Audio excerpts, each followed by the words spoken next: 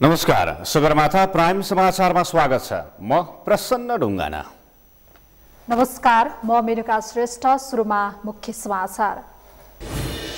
सत्तारूढ नेकपा स्थायी कमिटी बैठकमा सदस्यहरूबाट आफ्नै पार्टीको सरकारको आलोचना, जनअपेक्षित काम गर्न नसकेको आरोप।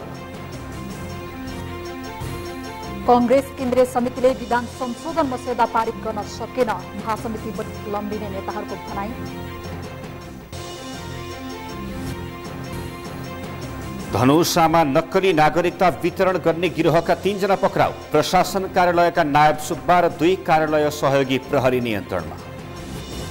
नयाँ श्रम कानूनको विरोधमा हंगेरीमा व्यापक प्रदर्शन, श्रमिकको मौलिक अधिकार खोज्न खोजेको आरोप। र ए डिभिजन लिग अन्तर्गत आजका खेलमा हिमालयन शेर्पा र सङ्कटा विजयी, एनआरटी र फ्रेन्ड्स क्लब पराजित, सरस्वती र जावला खेलले बराबरी खेले।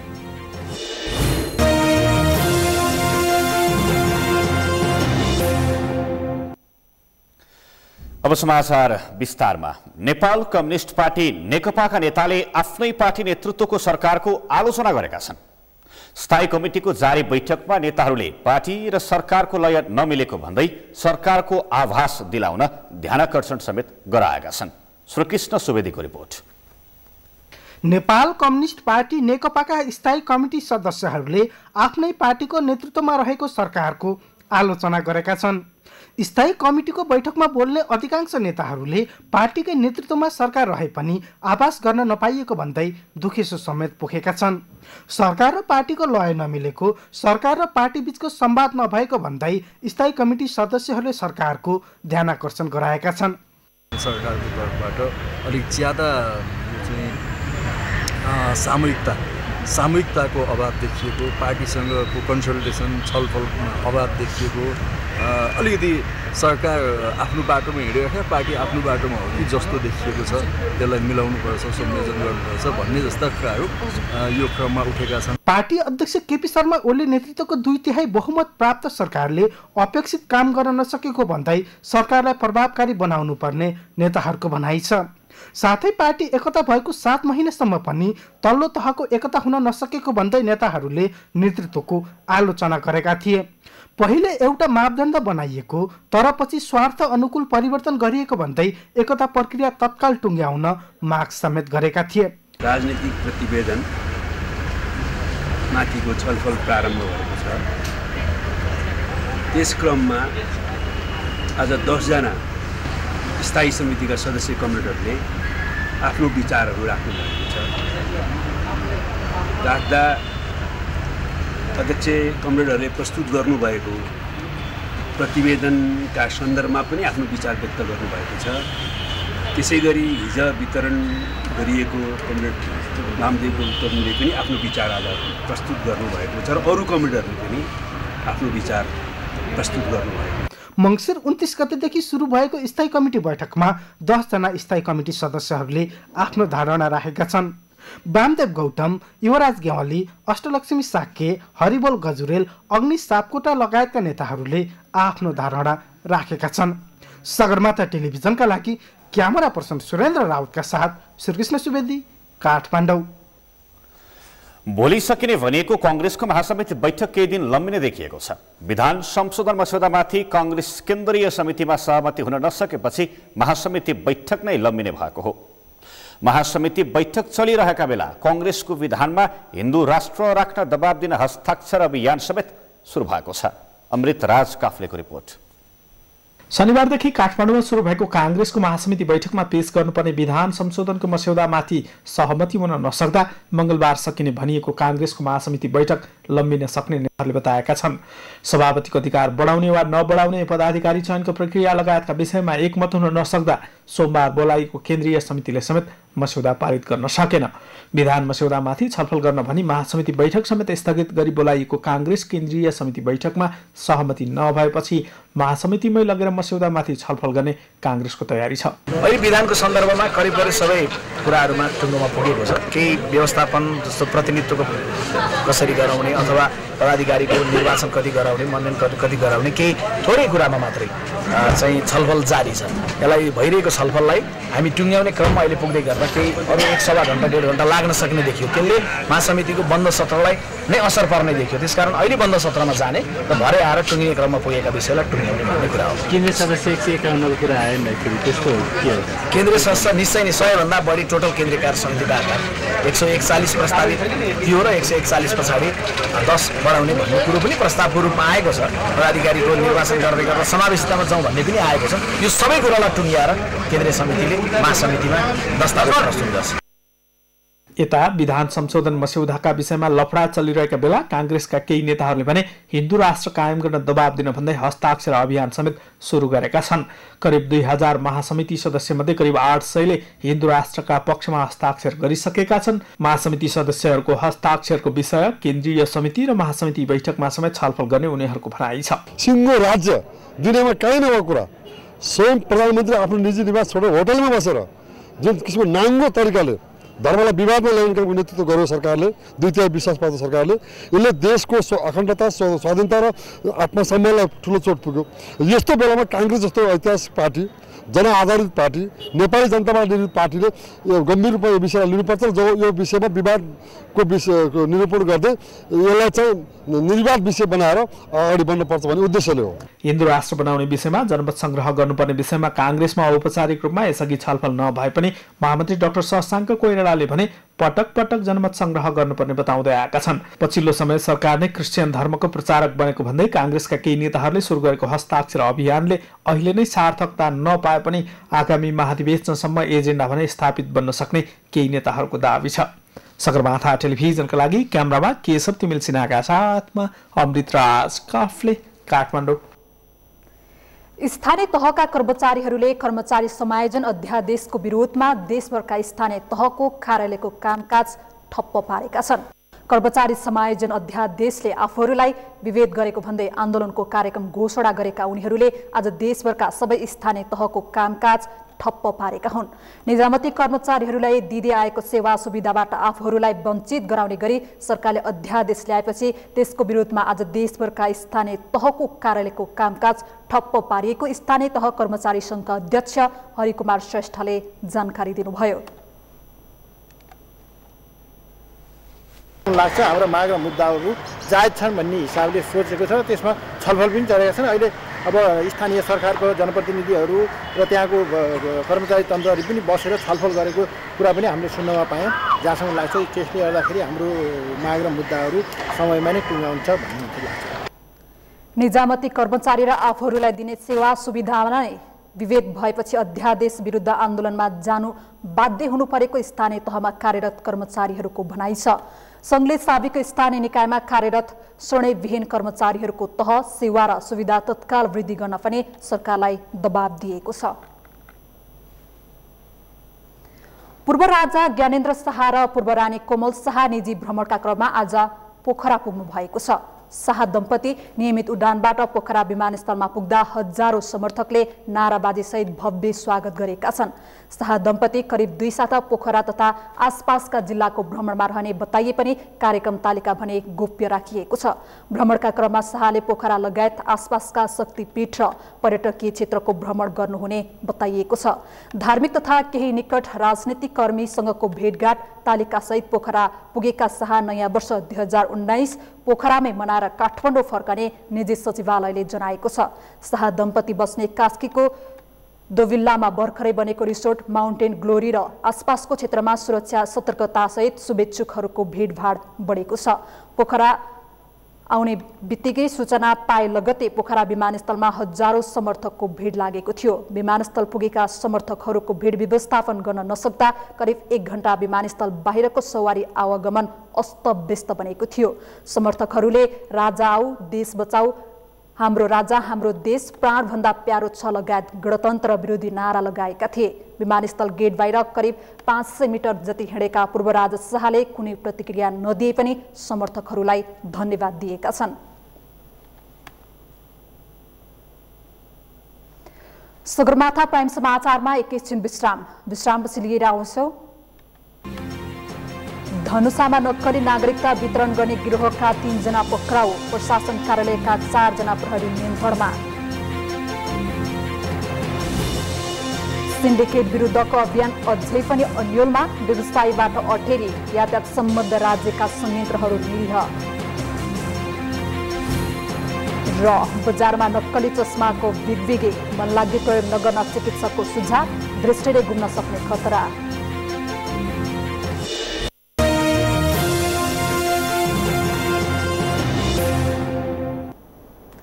विश्रामपछि सगरमाथा प्राइम समाचारमा स्वागत छ। अब बाँकी समाचार। केपी शर्मा ओलीको नेतृत्वमा सरकार गठन भए लगत्तै निकै चर्चा कमाएको सिन्डिकेट विरुद्धको अभियान अझै पनि अन्यल र अनिश्चयका बीच कायम छ। सुरुका दिनमा निकै लोकप्रिय बनेको र जनस्तरबाट साथ र समर्थन पाएको सार्वजनिक यातायात क्षेत्रको सिन्डिकेट अन्त्य र यातायात सम्बद्ध समिति खारेज गर्ने निर्णय अहिले भालुको कम्पट जस्तै बन्न पुगेको छ। न सरकार कडाइका साथ निर्णयमा अडिन सकेको छ, न व्यवसायीले सरकारको निर्णय निर्देशिका नै मानेका छन्। कुलचन्द्र विष्टको रिपोर्ट।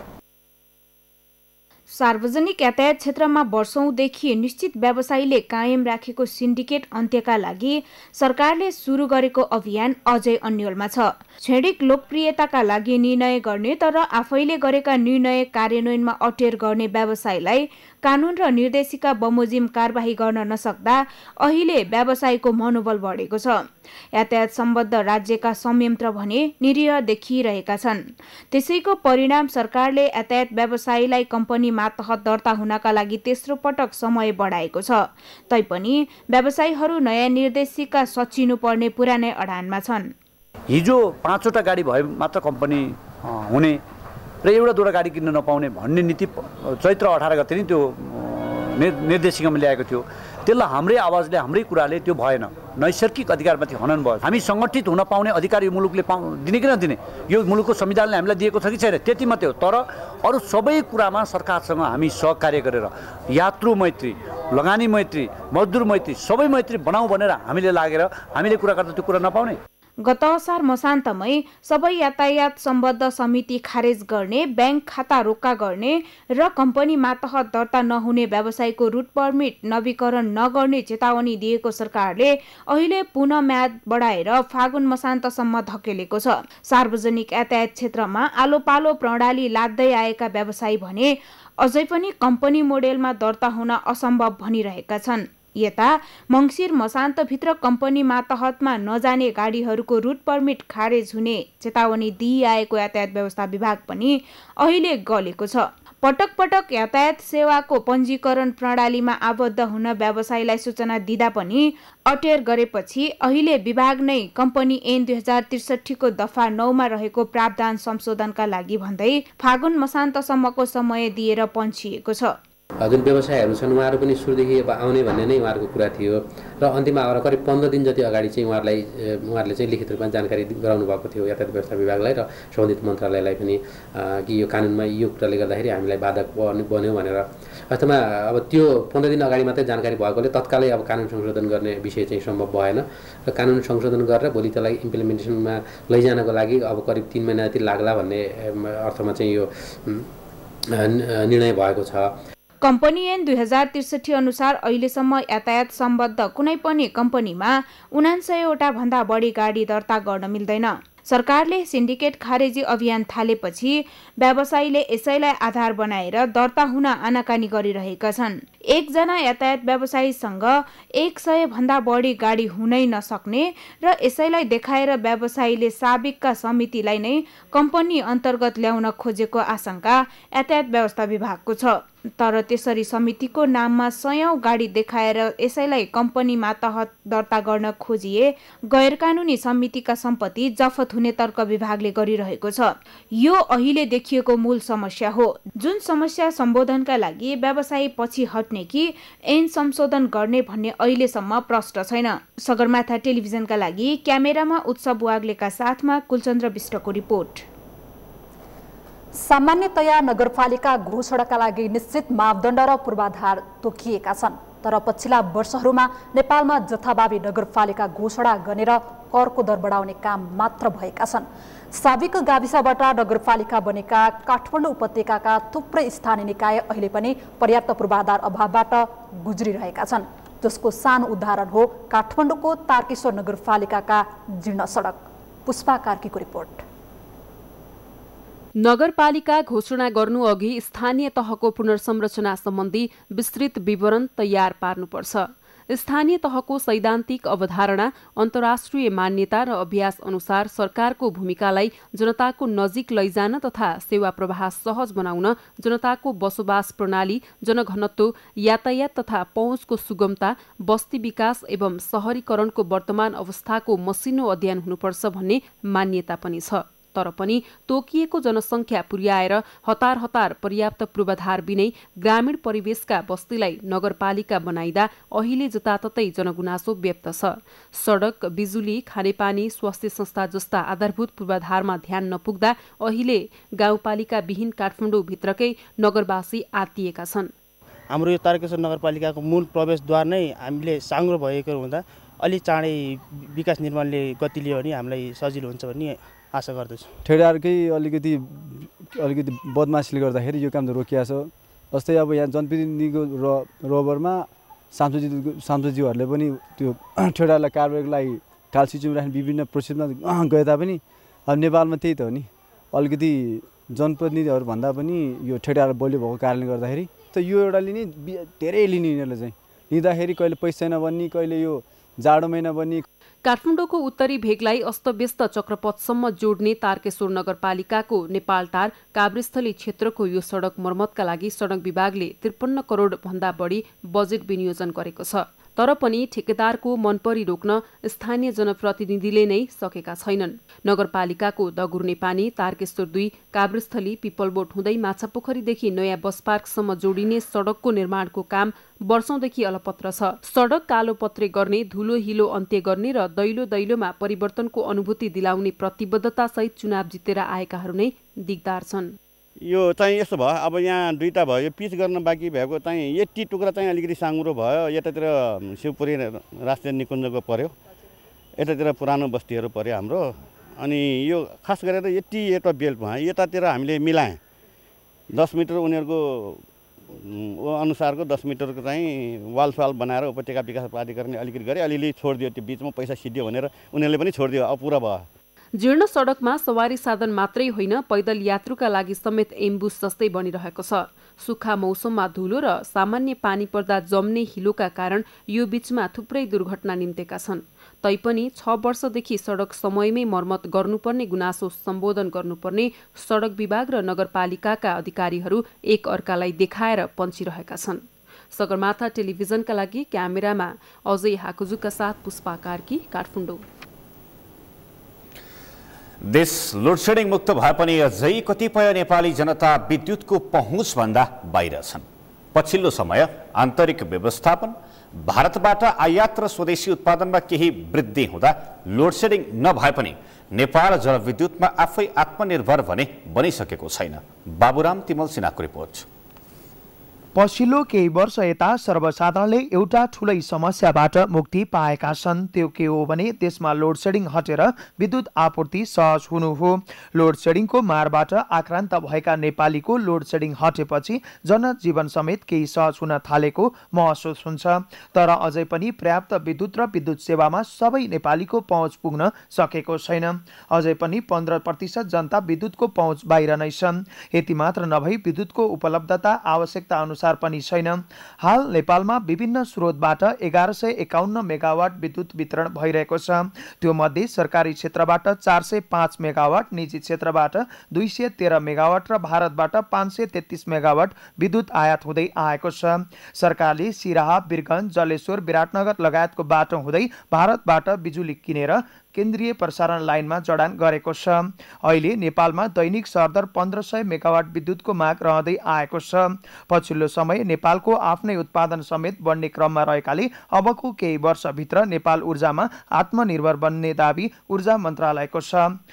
देशभित्रैको उत्पादनबाट हामी आत्मनिर्भर हुने लक्ष्य हाम्रो हो। अब त्यसको लागि हामीले हाम्रा जति पनि निजी क्षेत्रहरूबाट उत्पादन भइरहेका आयोजना छन् उहाँहरूको पनि एकदम उत्साहप्रद प्रगति यो चाहिँ सहभागिता छ, प्रगति छ। पछिल्लो समयमा तपाईँले निजी क्षेत्रबाट धेरै चाहिँ आयोजनाहरू सिस्टममा आएको एउटा तीव्र रूपमै आएको हामीले अनुभव गरिरहेछौँ। त्यसले पनि यो स्थितिमा आउन हामीलाई सहयोग गर्यो। नेपाल लोड सेडिङ मुक्त भएको भनिए पनि स्वदेशी उत्पादनमा निर्भर नभएकाले अझै ऊर्जा सङ्कटबाट भने मुक्त भइ नसक्ने अवस्था रहेको ऊर्जा मन्त्रालयको भनाइ छ। अहिले लोड सेडिङ मुक्त के हो त भन्दाखेरि विगतसँग तुलना गर्नु पर्यो होइन। विद्युतमा जनसङ्ख्याको पहुँच जति छ नि हामीसँग त्यो पहुँच भएकोसम्म पनि हामी बिजुली पुर्याइरहन नसकेको अवस्था हो नि त होइन। अहिले 87% जनतालाई चाहिँ विद्युतको पहुँच छ भन्दाखेरि हामीले लोड सेडिङ मुक्त भनेको त 87% जनतालाई चाहिँ बिजुली बाल्न अथवा बिजुलीको उपयोग गर्न पुर्याउने भनेको लोड सेडिङ नभएको अवस्था हो। अब जहाँसम्म यहाँले चाहिँ 13% जनतालाई त विद्युतको चाहिँ संरचनै पुगेको छैन, विद्युतको सुविधै पुगेको छैन नि हो, त्यो कुरा चाहिँ 5 वर्षभित्रको लक्ष्य हो। जति जनसङ्ख्याको पहुँच छ त्यसलाई बिजुली पुर्याउने लोड सेडिङ मुक्त अवस्था भयो। सरकारले आगामी 5 वर्षभित्र 5000 मेगावाट विद्युत उत्पादन गर्ने लक्ष्य लिएको छ। यो लक्ष्य मध्येमा थोरै मात्रै सफलता हात पार्न सके पनि नेपाल ऊर्जा सङ्कटबाट मुक्त हुनेछ। नेपालमा जलविद्युत नै ऊर्जाको प्रमुख स्रोतको रूपमा रहँदै आएको छ। ऊर्जा मन्त्रालयले आगामी 10 वर्षमा 15000 मेगावाट विद्युत उत्पादन गर्ने दीर्घकालीन लक्ष्य राखे पनि लक्ष्य प्राप्तिमा विभिन्न कठिनाई देखिन्छन्।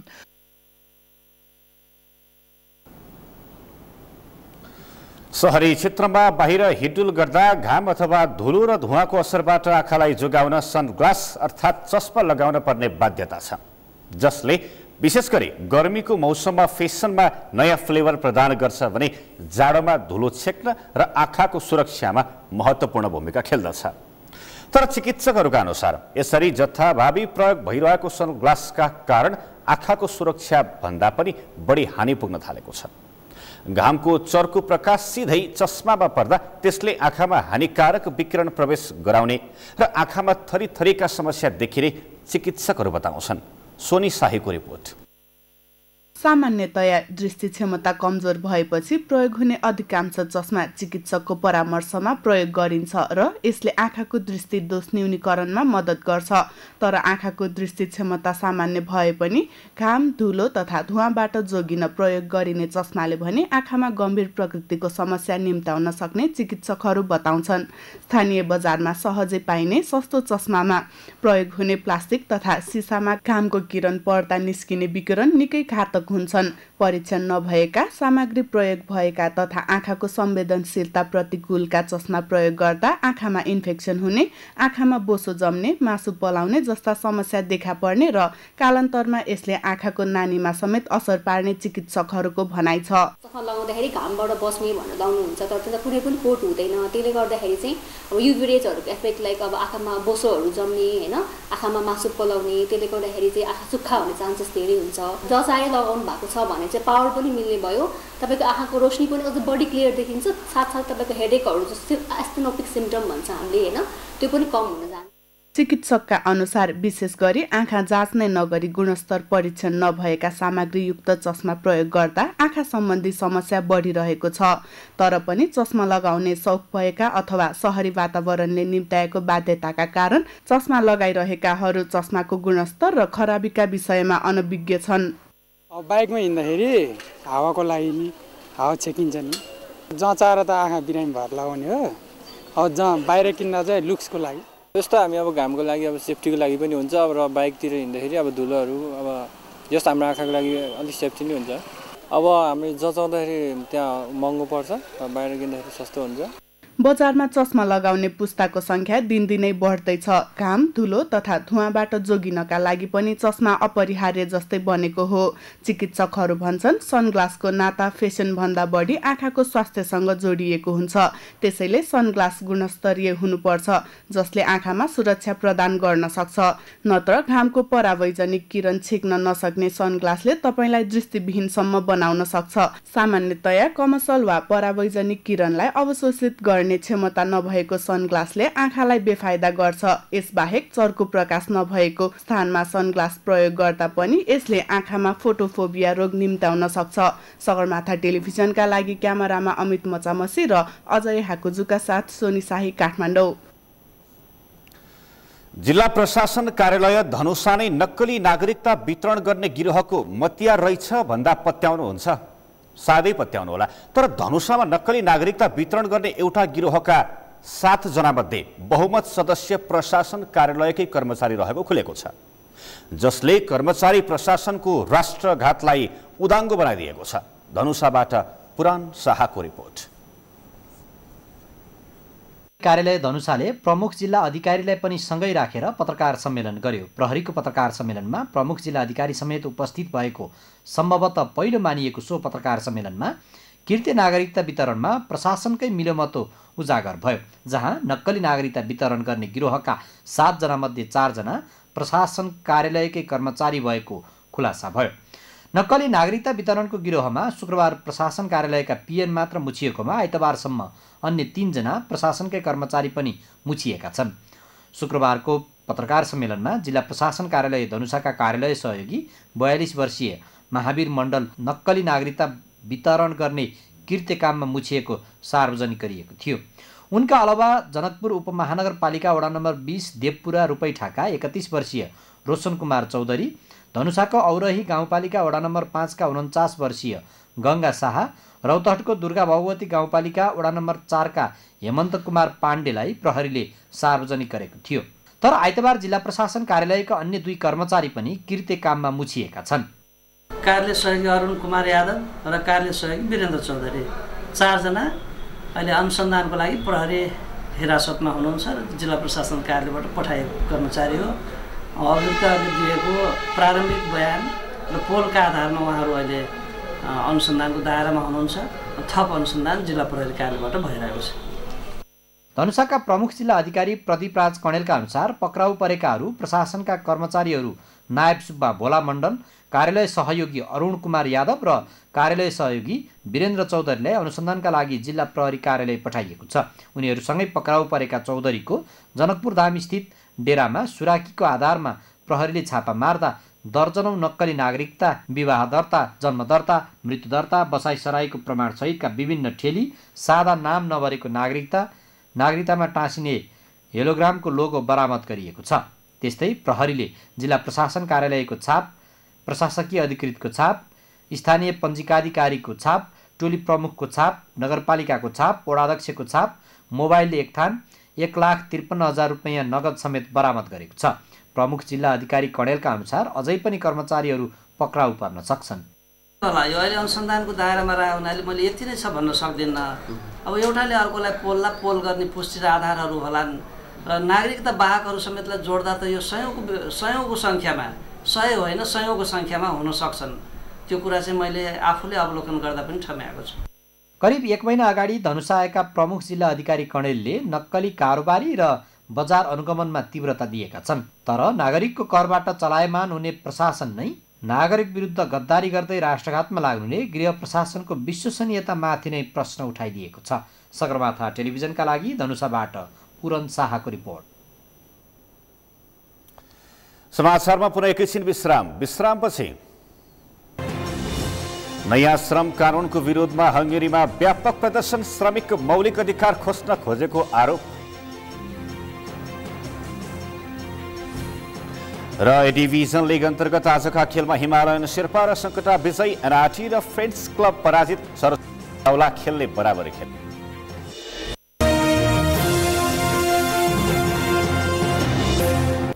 अब मौसम सम्बन्धी जानकारी। इस मौसम समाचार का प्रायोजक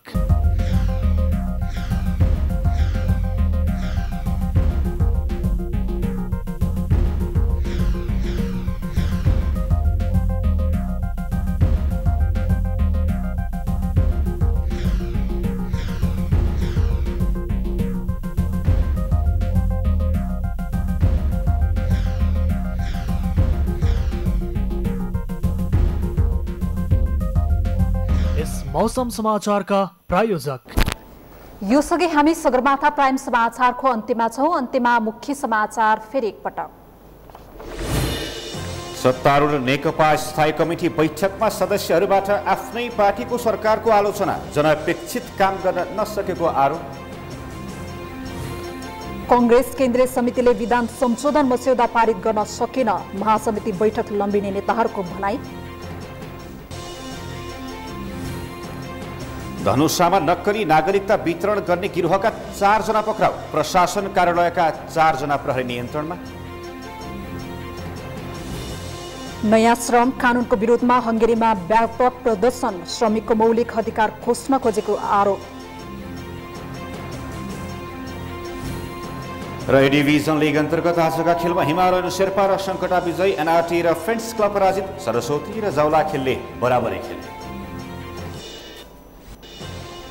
हवस् त सगरमाथा प्राइम समाचार अहिलेलाई सकियो। तपाईँ समाचार बुलेटिनका साथै सगरमाथा टेलिभिजनका सम्पूर्ण कार्यक्रम www.sagarmatha.tv मा पनि पढ्न र हेर्न सक्नुहुनेछ। साथै युट्युबमा youtube.com/sagarmatha tv नेपालमा हेर्न सक्नुहुनेछ। मोबाइलमा प्ले स्टोर तथा एप स्टोरमा गई सगरमाथा टिभी एप डाउनलोड गरी हामीलाई प्रत्यक्ष हेर्न सक्नुहुनेछ। साथै तपाईँ हामीलाई फेसबुकमा पनि facebook.com/stv नेपालमा फलो गर्न सक्नुहुनेछ। समाचारको शिखर, नेपालको गौरव, नेपालको पहिलो न्युज च्यानल सगरमाथा टेलिभिजन हेर्दै गर्नुहोला। नमस्कार।